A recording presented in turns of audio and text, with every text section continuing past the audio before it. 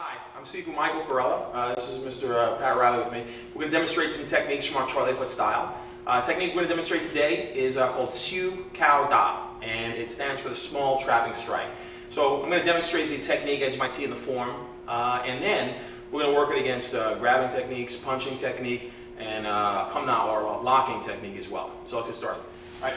The technique by itself first, if you see in a form, might be from a position here, slipping back in a cat stance, rolling, pressing with the palm and pulling back in a chamber. So we see a little quicker, we'd see something more here. And it would follow with chop choy or another common technique that you might find in our Choy style. So we'll see how this technique would apply. So in this position, Mr. Reilly comes out and grabs the wrist, right? And maybe he's going to punch me. What I want to do is I want to be able to get out of the grab, which has got a good grip on me. So I use my cat stance to pull back a bit. That's going to create some distance to avoid getting hit, and it also creates some tension against the grab here. What I want to be able to do is turn the hand over. The same way if we did like gua choy, coming up just like that. So I want to be able to come this way. When his hand rolls up, all right, I want to be able to press against the back of the arm against the elbow, where he's not going to have the leverage to respond, and I want to be able to push this way. Now from here, again, we talked about different techniques. So if I want to use from here, chop choy to the neck, to the body from the inside, or the body from the outside, it'll be up to me. So when I'm grabbed, I want to be into the neck here or into the body. The next way we'll demonstrate the technique is off a straight jab.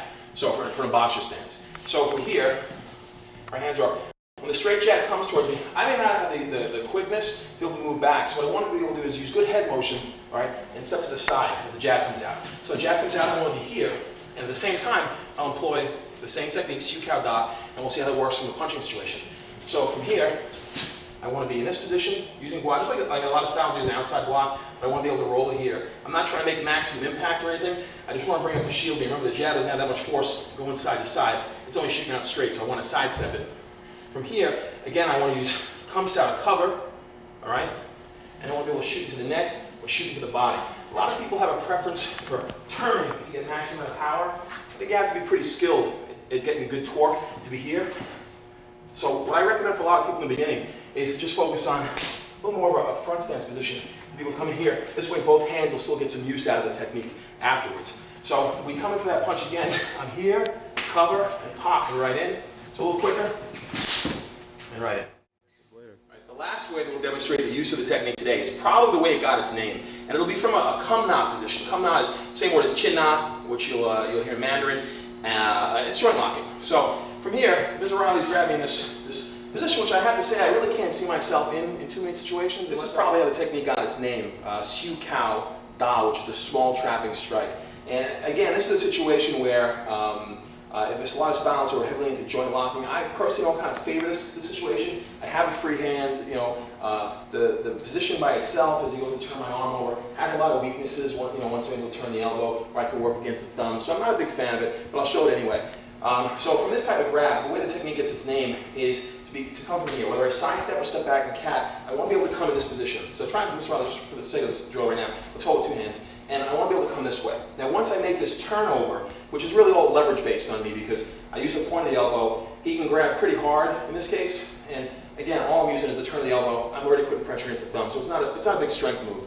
And it is definitely a way for the smaller guy to get out of a grab of a strong person's hold. So I want to be here, okay, and this hand comes over. That's where the small trap gets initiated. Come south, all right, the hand I'm going to cover with is going to come here. And again, we've developed this kind of trapping situation, and I've got all the free areas and free targets to strike from. So, if I'm here in a situation, and I get grabbed, I come over the top, and I'm able to hit. So here are three different ways to use Siu Kao Da. We saw it initially in the form of how you might see it, and then we extracted some practical applications of how it might be used in more realistic situations, whether it be self-defense, whether it be sport, MMA, or even just classroom practice.